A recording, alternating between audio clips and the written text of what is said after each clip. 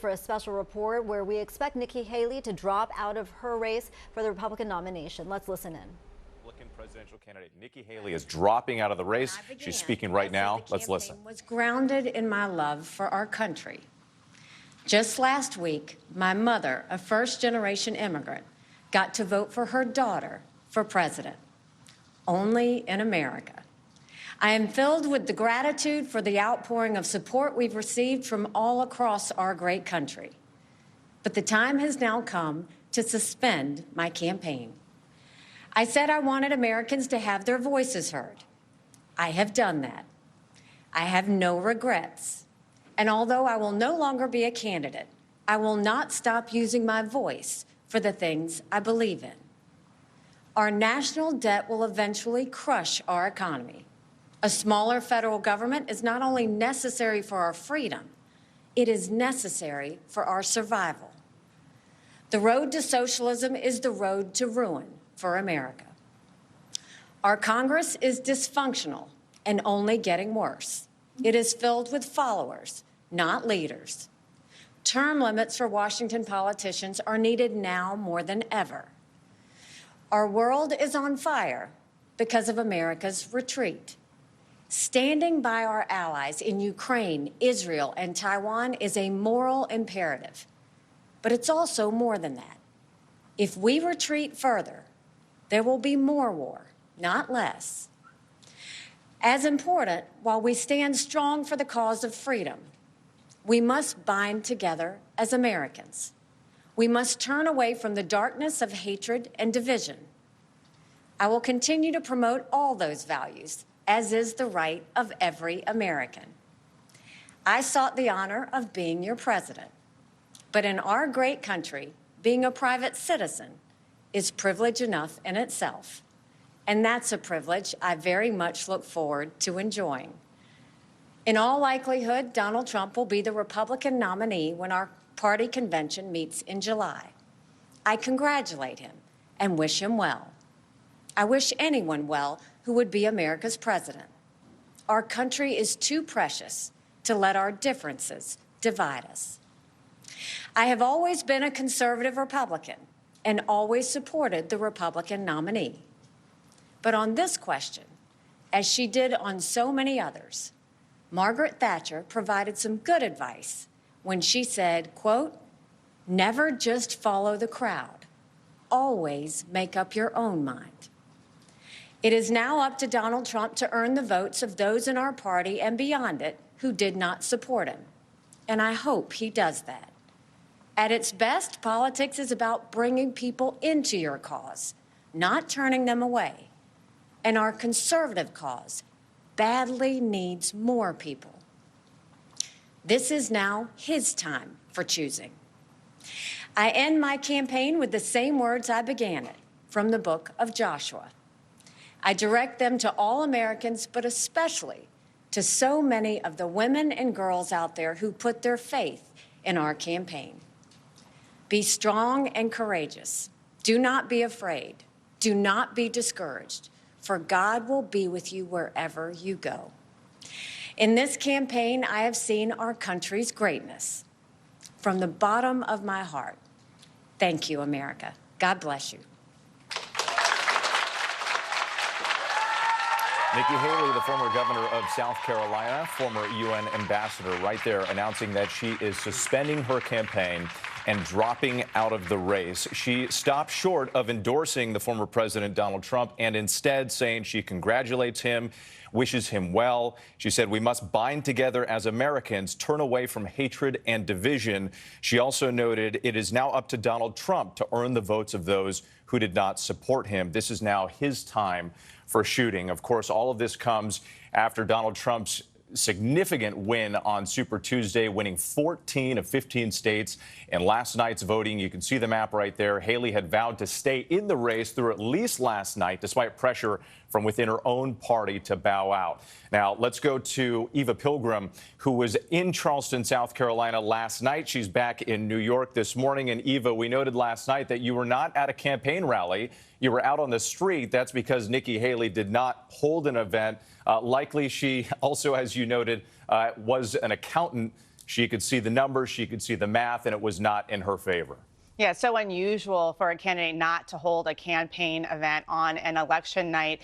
And just as you said, Whit, she is good at math. She's an accountant. She said she was going to look at the numbers when she was no longer competitive. She told us just a couple weeks ago that that is when she would get out of the race, and that is what we have seen her do here.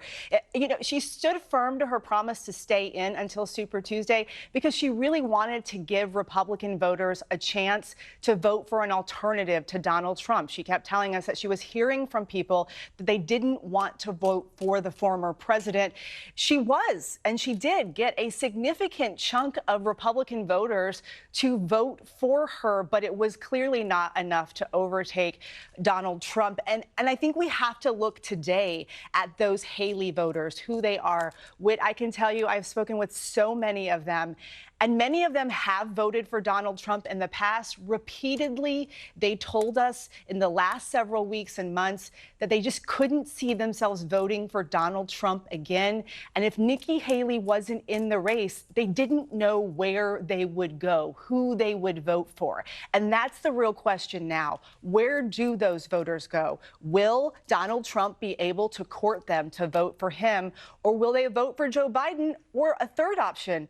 Will they just not vote at all? We talked to so many disengaged, disenfranchised voters who just aren't sure that their vote even says anything anymore. Whit, there's a lot to be done before November. Absolutely. Eva Pilgrim for us pointing out those questions, and the exit polling also suggesting that within the Republican Party, a small percentage, but not an insignificant percentage, still questioning what to do and who to support going forward. So let's go ahead and bring in ABC's Rachel Scott in West Palm Beach. Rachel, you've been talking to the Trump campaign and the former president calling for Nikki Haley's supporters and the rest of the GOP to unite behind him heading into the general election.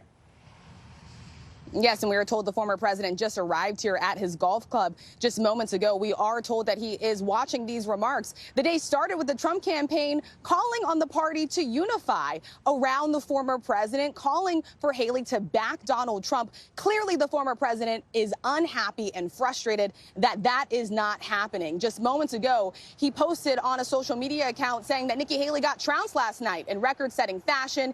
He said that he's further inviting all Haley supporters to join his movement. There are some clear warning signs here, though, for Donald Trump as he looks at these exit polls and sees that many Nikki Haley supporters say they will not commit to supporting Donald Trump in November. Many of them say they will not even commit to supporting him, especially if he is convicted of a crime. We know the former president is facing 91 criminal charges, still pushing ahead here with this race and this likely matchup with President Biden in November. But this is a remarkable turn for the former president, who left Washington really rebuked by a lot of Republicans for his actions on January 6th, now facing multiple criminal indictments, and now the presumptive Republican nominee. Rachel Scott for us, thank you. Let's come back into the studio now, because with me we have our chief Washington correspondent, John Carl, chief White House correspondent, Mary Bruce. And Mary, you're following the Biden campaign. This is the race that they always wanted. This is the race that they expected. Now they're likely going to get it. And they believe that perhaps some of these Nikki Haley supporters are up for grabs. They do it. In fact, the Biden campaign feels very strongly. They are confident that there is a significant share of voters out there, Republican voters, who simply are not sold on Donald Trump. They feel that he is not going to be able to expand significantly beyond Trump's really devoted base. In a memo this morning, the campaign saying Trump's path is, quote, limited, and his coalition is hemorrhaging. And I have to tell you, I was in Michigan last week for the primary there. We talked to one of these voters, a woman who said she went in and voted for Haley, but when it came down to it, if this was going to be a rematch, she simply couldn't stomach voting for Donald Trump. She was going to vote for Joe Biden, despite her concerns about his age, despite the fact that she wished someone else was really running. So you are now going to see the president trying to reach out, trying to court and make his case to Haley's voters. He's going to have a big chance to do that tomorrow night at the State of the Union address. The campaign really views this as the kickoff to the general election this moment. You mentioned the State of the Union. What more are we learning about the president's preparation and some of the messages we could hear? He has been deeply involved in preparation over the last few days. We're not going to see him publicly until tomorrow night. This is a huge pivotal moment for him. It's the biggest audience he's likely to have before the conventions this summer. He has to lay out not only his accomplishments, what another term would look like, but he also simply put, has to bring it. He has to deliver a strong, rousing speech, Whit. And John, we heard there from Eva Pilgrim talking about this question about where Nikki Haley's supporters go from here. Nikki Haley asking Donald Trump to actually try to win them over, try to earn their support. What are we likely to see from Trump and his response to all this? And do you think an endorsement could be possible down the road? There's going to be a lot of speculation about whether or not Haley will endorse. Trump will be obsessed with this question in the days and weeks ahead, demanding and becoming angry if the endorsement does not come. I don't think Nikki Haley's endorsement will mean much of anything at all, because Nikki Haley went state after state, getting in the early primary states 40% of the vote. Now, in yesterday's Super Tuesday states, about 22% if you add them all together. Those were not people that were voting because they loved Nikki Haley and were going to follow Nikki Haley to wherever they were going to go. They were voting to register a protest against Donald Trump. And that's why you saw in the exit polls, not just last night, but in the earlier states, Nikki Haley voters saying that they are not, overwhelmingly majority of them, saying they are not inclined to vote for Donald Trump. So the big challenge here is, how does Trump get those voters? I thought it was interesting to hear Nikki Haley say that we need to turn away from hatred and division. Hatred and division are at the center of Donald Trump's campaign. Hatred towards those who he thinks have wronged him and America, and a very divisive message. I don't think Donald Trump is going to be out there actively courting these voters in a meaningful way. And you talk, forgive me right now, I understand that we are getting a statement from the Biden campaign. Once we get that up, then we'll come back to that. But I'm going to follow up with you, John, real quick with another question, because you were talking about some of the exit polling as well that reflected some of the major concerns going forward for former President Donald Trump.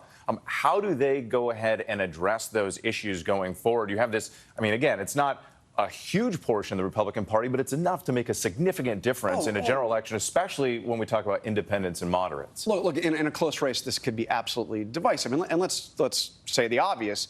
In general election polls that we're seeing, Trump has a narrow lead over Joe Biden right now. It's very early, but when you get down to the actual voting, he's going to need the overwhelming majority of Republicans to vote for him. It's going to be a very close, very hard-fought election. And if you look at the exit polling, these were like, again, she had a clear, she lost.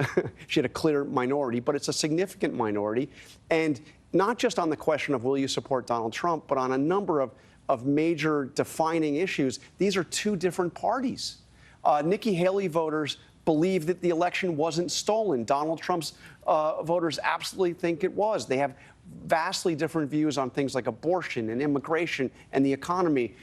This is not like a turn the light switch and they're suddenly going to go to Donald Trump. And Mary, let's come to you. I understand that statement just came through from the Biden campaign. Our inboxes here. The president commends Nikki Haley for having the courage to run, and then, as expected, makes a direct appeal to her supporters, saying Donald Trump made it clear he doesn't want Nikki Haley's supporters. I want to be clear, there is a place for them in my campaign. He says he knows they won't agree on everything, but on the fundamental issues of preserving American democracy, that he believes they can find some common ground. And Mary, while I have you here, just to follow up on that, the Biden campaign has been saying from the beginning this was going to be a rematch. Polling suggests that many Americans did not want to see this rematch. And actually, recently, in recent days, the polls have even shifted in Trump's favor in a head-to-head matchup.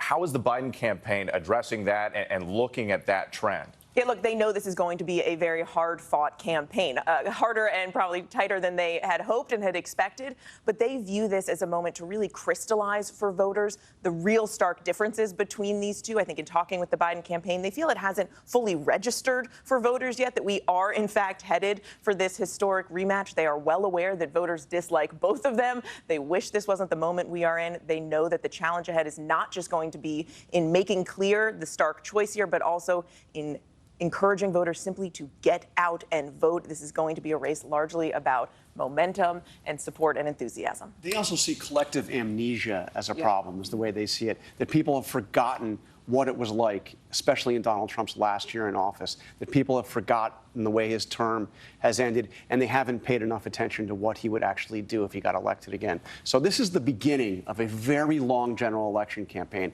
I would not put too much stock into polls right now saying how voters are going to vote in November. Just about 8 months to go. John Carl, Mary Bruce, our thanks to Rachel Scott and Eva Pilgrim as well.